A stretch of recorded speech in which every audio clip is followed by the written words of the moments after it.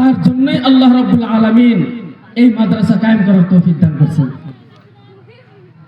বর্তমান যুগে দেখা যায় যে মোবাইল খুললেই দেখা যায় যে আমাদের মা বোনদের মধ্যে থেকেই এইরকম কতগুলো ইউটিউবার বানাইছেন, শরম হায়া কি বস্তু কিছু বুঝে না।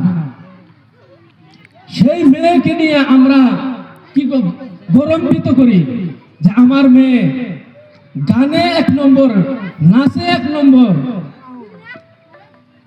এই যে আমাদের সমাজের মধ্যে একটা প্রচলন, যার মেয়ে নাই সে জান্নাতে যাইতে পারবে না, এটা বলে না আমাদের এই সমাজের মানুষের, বলে না যে যার মেয়ে নাই সে জান্নাতে যাইতে পারবে না, এইরকম কথা বলে।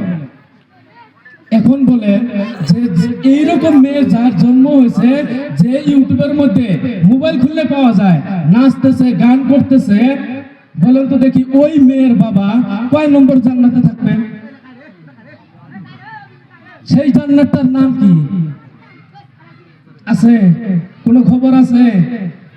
এইরকম মেয়ের দ্বারা একদম গ্যারান্টি দেওয়া যায় যে বাবার এইরকম মেয়ে সন্তান থাকবে, ওই বাবার জন্য জাহান্নাম একদম ওয়াজিব হয়ে যাবে। নাউজুবিল্লাহ বলে।